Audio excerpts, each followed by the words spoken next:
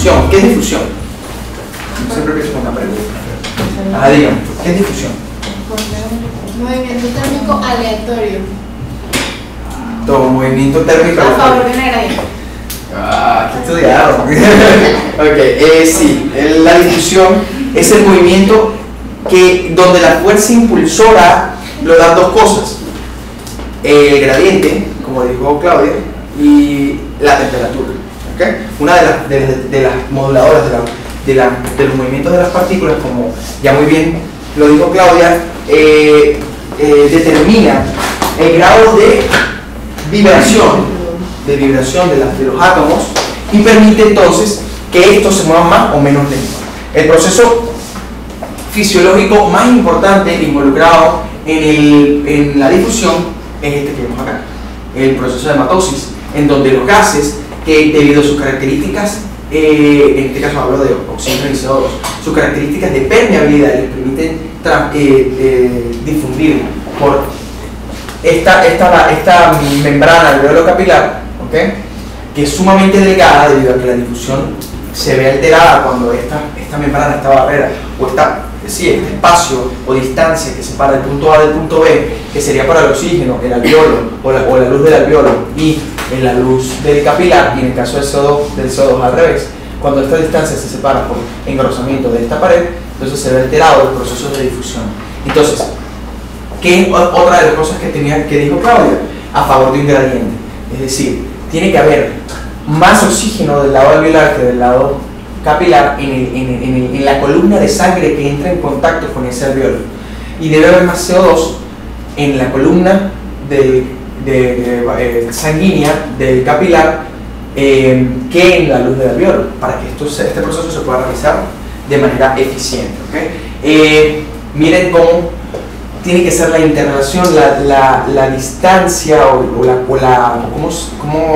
qué tan pegado debe estar el sistema vascular o las ambas membranas, que el tejido respiratorio ha tenido que especializarse de esta manera. ¿Okay?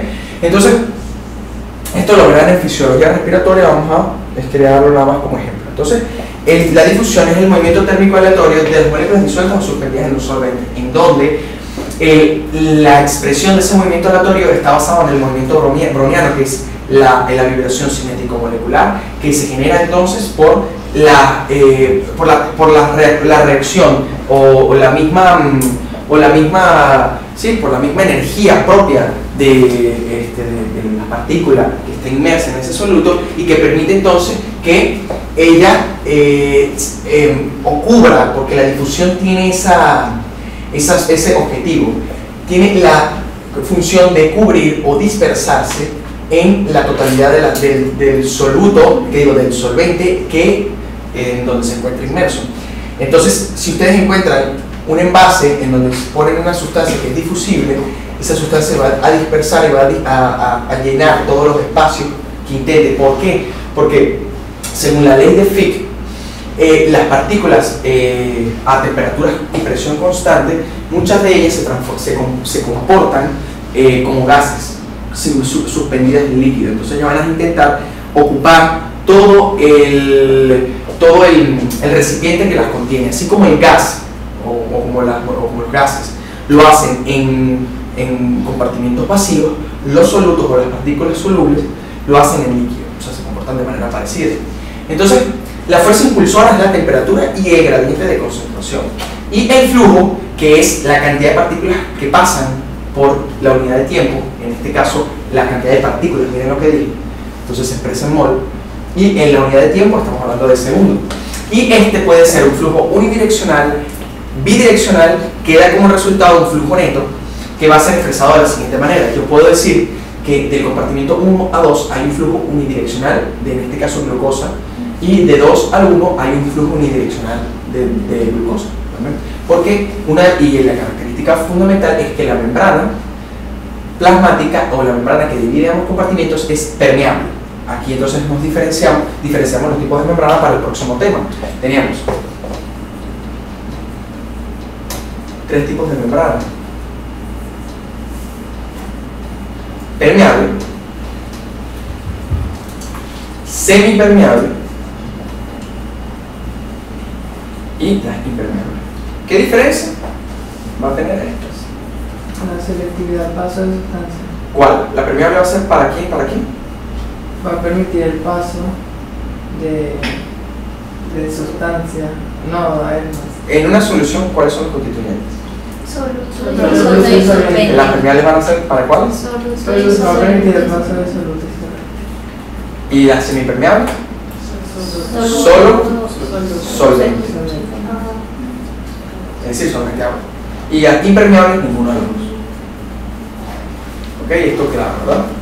Entonces, aquí ella es permeable tanto para el soluto como para el solvente. Claro, porque obviamente si tú dijeras, no, bueno, es permeable solo al soluto. Es raro eso. Entonces, tiene que ser porque el agua es más pequeña que la partícula. Y el flujo bidireccional, entonces, nosotros podemos calcular ¿cuánto está pasando a ambos lados? Generalmente, el flujo neto, cuando ambos compartimientos tienen las mismas concentraciones, el flujo neto es igual a cero. Eso no va a significar que el flujo sea el flujo unidireccional hacia ambos lados, es decir, el flujo bidireccional cese, sino que va a ser igual y no va a haber diferencia entre uno y otro. El flujo neto, entonces, imagínense, con este caso, con glucosa 200 milimolar y glucosa 100 milimolar, obviamente va a haber un flujo neto que al principio, si nosotros tuviésemos esto en tiempo 1, entonces vamos a tener que glucosa al principio va a tener va a difundir mayor hacia el compartimiento 2 desde el compartimiento 1. Pero cuando llegasen a equilibrarse en el tiempo, si se permitiera equilibrar en el tiempo, entonces va a llegar el punto donde esta flecha se va a reducir y va a equiparar entonces en ambos lados.